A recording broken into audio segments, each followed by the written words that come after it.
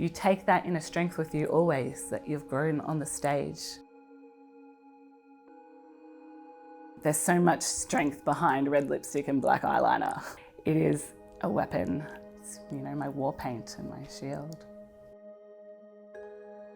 It started off with Elvis, with the music, and then the cars and going to rock and roll nights dressed up, and then realising I can dress like this every day and still be me.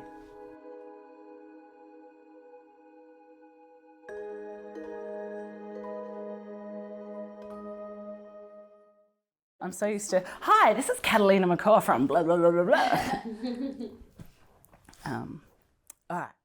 I become who I am when I've got a petticoat and a fluffy cardigan on. As soon as I put my shield on and I become Catalina McCaw, there's an inner strength, and I know that I'm buoyed by thousands of people around the world and within our subculture in Australia.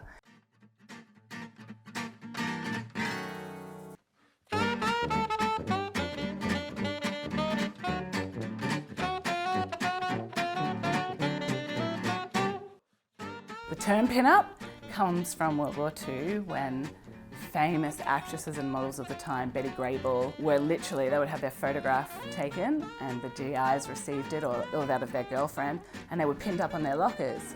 My personal favourite music, cars, clothing come from the 1950s, so I found it a way to commune with others that had that same love, that same aesthetic for vintage without vintage values. I love wearing petticoats and high heels, red lipstick and eyeliner, but I don't want to be stuck in the kitchen at home without a career, without personal choice and freedom to make decisions for my own life. Other people, they automatically think that if we dress this way, we are almost a caricature of ourselves, that we carry ourselves in a certain way and we believe certain things, but that's not always the truth.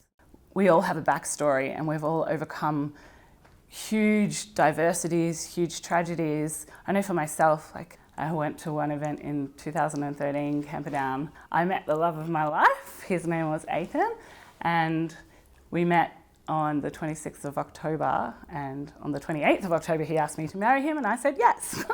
So it was really quick, and it was beautiful. I wore a beautiful Chantilly lace 1950s true vintage wedding gown, and he wore a custom culture shirt that he had made for him.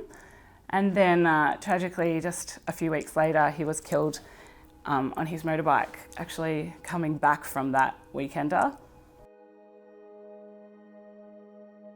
It just threw me, and I found that people are not comfortable with grief. So people that had known me my whole entire life took a step back because they didn't know how to cope, how to commune with me anymore. And it was my peripheral friends, my pin-up friends, custom culture, that all sort of gathered around and lifted me up. So they were the ones that didn't stop calling or didn't stop messaging on Facebook from all around the world.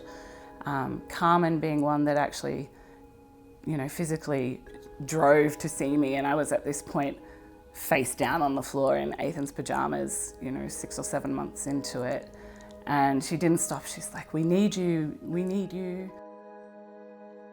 The whole community is about helping each other, and the value that comes from each person connecting with each other is something that you'll never experience if you weren't around people that embraced it.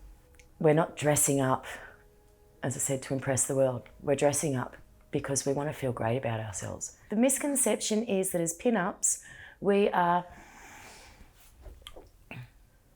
playgirls.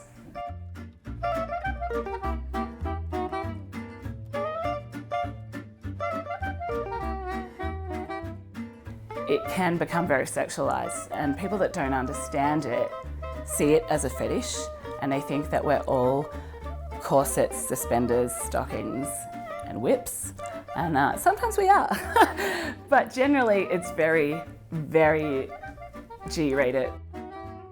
We're primary school teachers, we're lawyers, we're doctors and nurses, and we're just expressing our joy and our love for something that we love and live.